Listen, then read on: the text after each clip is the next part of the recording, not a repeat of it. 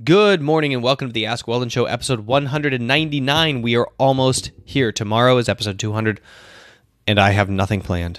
I'm such a loser in terms of big episodes like this. For episode 100, I don't think I did anything special either. Maybe I can get a gift card to give away or something. I don't know. Anyway, today, we're not there yet. Episode 199. I still have time. I still have 24 hours until the main event. And the questions today we have related to meditation, role swapping, and gaming houses. No big announcements. I don't have any other collaborations coming up this week that I know of. Maybe I can wring something together for episode 200 tomorrow. We'll see. But the thing I do need is more audio questions. Again, today we have 3 Twitter questions. So please call into the Anchor station, anchor.fm/Weldon Green. Send in your audio questions for this show. They are the lifeblood, oxygen, fuel of what is essentially a Q&A show. And so if you were ever curious about anything, now is the time to commit to that question. Let's jump into the show.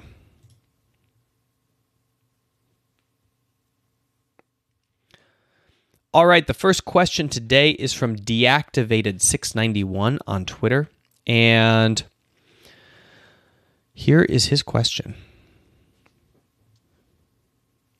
Does it matter how long you take to meditate in any one single session? Okay, so to put this in context, one of the most important things about meditation is the impact that it has on your brain. And I don't mean the mystical impact. I mean the physical impact that can be measured. So what we see after a certain amount of meditation is we see changes in the executive function and the cerebral cortex portion of the brain, where you're in charge of things like discipline and decision making, and where you put your focus and your logic essentially. And this part of the brain increases the gray matter, the white matter, I guess, that you see on the fMRI scans, increases in density around the edges of the folds. And this happens with a certain amount of meditation. And the dosage, I believe, for that is like 8 cumulative hours over the course of 3 months, with a dosage of more than 5 minutes a session. I could be wrong on the dosage point of 5 minutes a session, but I think that the study that I was reading, that was like, we don't actually know how low you can go and still get the dosage response, to be perfectly honest. But I think that there was a lower limiter. I want to say that there are a lot of people online that will tell you there's no such thing as too short a meditation session. Don't worry, just do it. Any amount of meditation is great. And all of these things and statements are true for well-being. Any amount of meditation is great. Any amount of meditation will give you improved well-being and perception of, health and happiness, and maybe a little bit of improved focus. I don't know. But I think that if we're talking about functional changes in the brain, if we want to say that we want to change the physical structure of how our neurons are wired together and the actual capabilities that we have for focus and to be able to handle attentional control, then there is a dosage response. There is a certain amount of meditation that is needed to actually make that happen. And I would not bet on much less than 5 minutes, because I think it would take so long to get the cumulative hours that you need for that it'd be crazy. So the answer is do a 5-minute meditation. And if you can't do a 5-minute meditation, then you're, I think, banking a lot more on well-being than you are on structural changes. Part of the reason that I have my athletes meditate is for the actual impact that it has on their real brain, not for the well-being aspect. I want their performance to increase. I don't just want their perception of their life, levels of happiness in their life to improve, right? So I care about the functional changes in the brain, which is why we do 15-minute meditations in all of my teams. But it doesn't need to be that long. You can do it in 5 minutes. Okay, thanks for the question.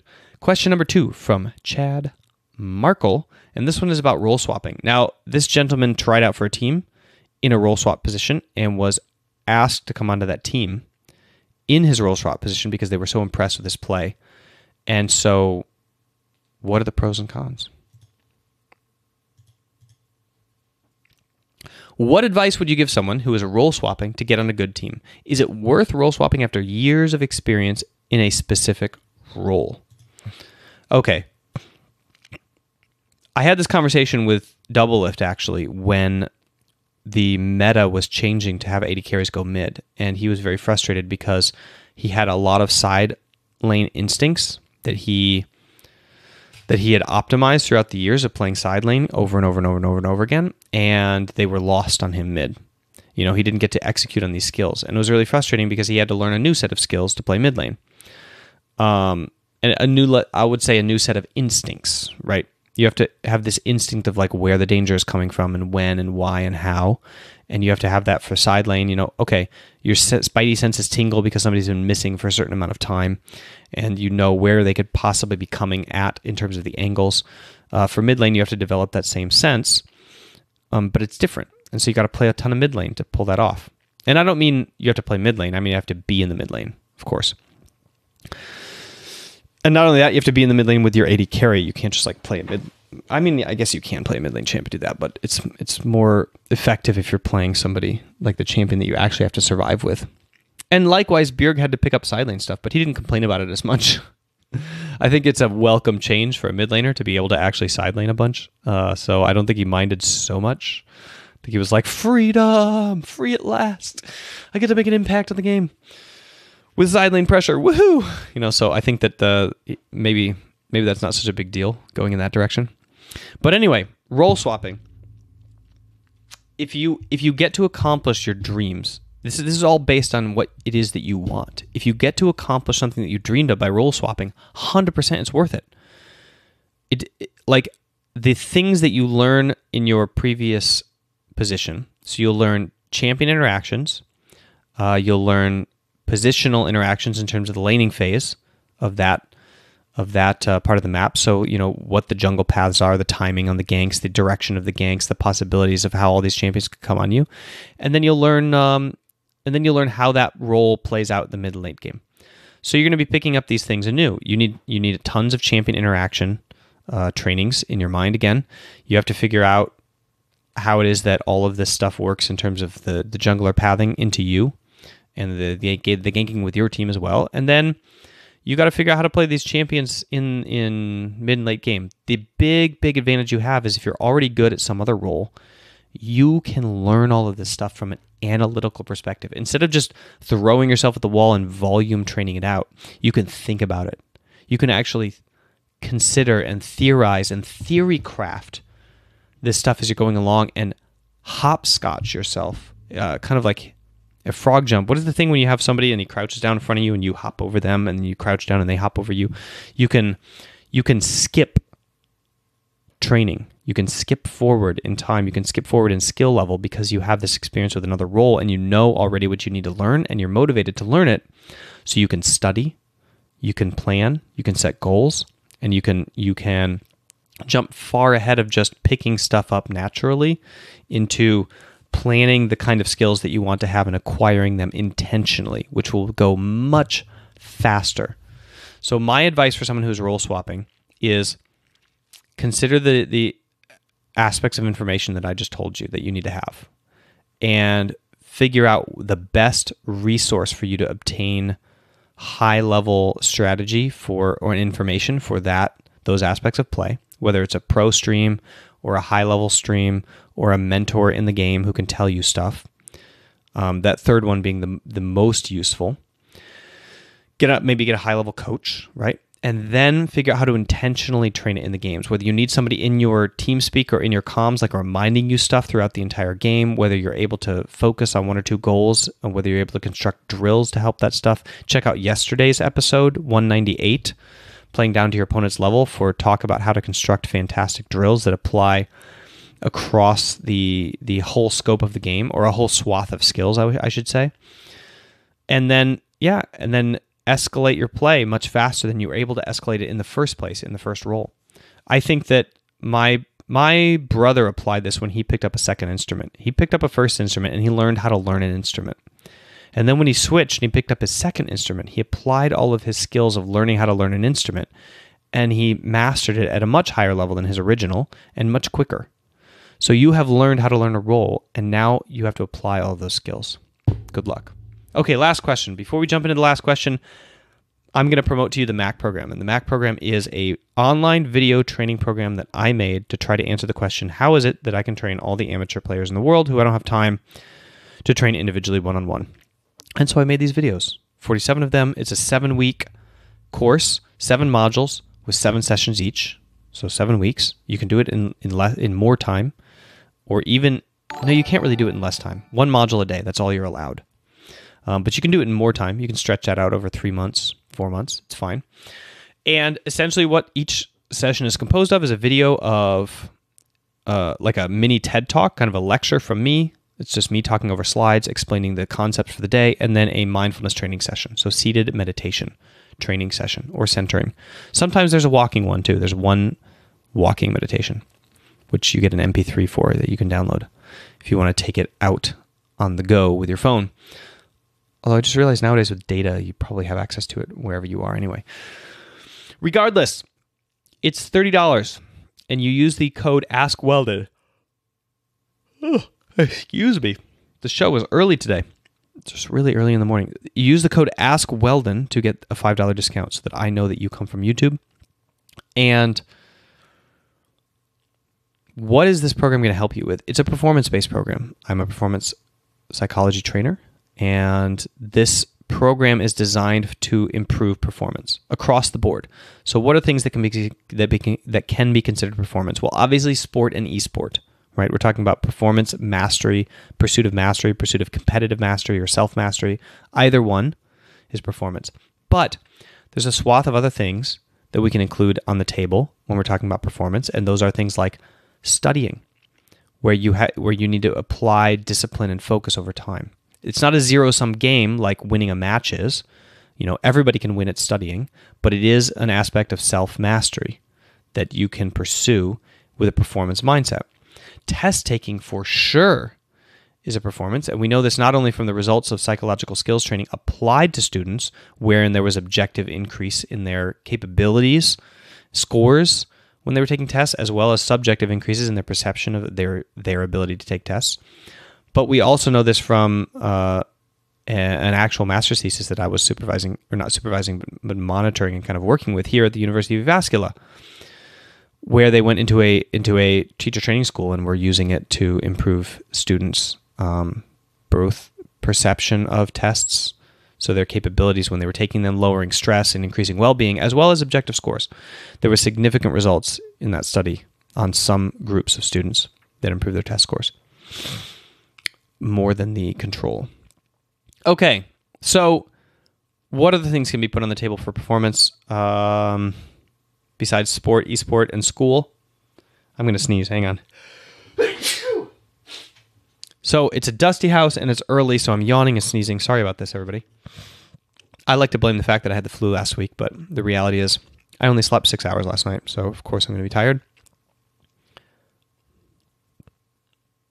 Sex. Sex is also a performance. And we know this because psychological skills training techniques have been used to help men with erectile dysfunction to perform better. So if you want to have better sex, buy my MAC program. All right, last question. What do you think about the usefulness of gaming houses for pro teams? Okay, I've talked about this in depth in a lot of videos, but the usefulness is quickly dying away because the main use of gaming houses was economic and performance-related purposes. So it's easier to get everybody to control all the variables related to insane young people who you're investing a lot of money in. So you're investing thousands of dollars a month in these young people with not enough responsibility or sense of responsibility, and in order to protect your investment, you stick them all under one roof, and you control as many environmental variables about their training and about their life as you can, so that you can get your investment back out of them. That's changing as esport is becoming real enough that people need to have their own sense of responsibility and are capable of living on their own and still maintaining a high level of performance and training. And also the second added benefit was financial. That is changing in League of Legends, where it's not really necessary to save money by having a gaming house anymore. Each player is making enough money to kind of support their own their own flat, although they won't want to, but teams are now making enough money to support things like bunks, where you would have an apartment complex, let's say, with like a different room for each player. And these things are, or like a dormitory, right? Not like a kitchen, but like their own bathroom and stuff, maybe a kitchenette. But there should be a training facility for that. So I think that the usefulness of gaming houses for pro teams in other esports besides League of Legends is absolutely massive still. So if we're talking about Call of Duty, like despite the fact that Call of Duty is such an insanely huge esport, they have not attracted a lot of investor attention, and therefore the activation of the numbers that they have is lagging behind with the... I mean, it's very similar actually to the activation in League of Legends, right? They're pulling in the same amount of money, but that's not enough to justify huge expenses yet because they don't have investment income to go along with that. The people who are investing in League of Legends and Overwatch are inflating the salaries and the capabilities of the teams in the league vastly on the basis of future payouts, on the basis of these views are worth way more money in the future and certainly in the present. But COD, these views are going to be worth, they're going to be as big as Overwatch League and League of Legends in terms of monetization, at least across the Western broadcasts, because their numbers are similar. But that activation is not there yet, and they don't have investor capital to like boost it up in the meanwhile. So the usefulness of gaming houses in situations like that are still huge, because there's big cost saving, and there's wild and crazy kids in Call of Duty that are wasting the investment of the orgs that are paying them by making silly life decisions. And so orgs are protecting their investment or want to protect their investment by helping kids invest in their life and take responsibility and putting them in gaming houses mostly so they can control them. So I think the usefulness of gaming houses and pro teams depends completely on the maturity of the esport and the maturity of the players involved. And that was my answer before, and that was my answer now. And that is the show. Thank you so much for tuning in. Make sure to check out the Mac program. Use the code AskWeldon to get that discount. Call in your questions to the show, anchor.fm/Weldon Green, and check us out live on Twitch, where I'm going right now. I'm going right now back to Twitch, twitch.tv/MyNamesWeldon, where I'm going to finish the post-show show with Twitch chat, and we're going to dig into a bunch of interesting questions that they have. And it's a much better place to kind of like get advice because you can do call and response, right? You can ask something, I can respond. You can inquire a second layer or, ask like, okay, well, what about this or what about this? Or you said this, so what does this mean? And you can interact, right, live. And so you're able to get deeper into the issues that you might be facing. So make sure that you give that a follow and check us out when we go live every single day at 6:30 p.m. Los Angeles time. See you then.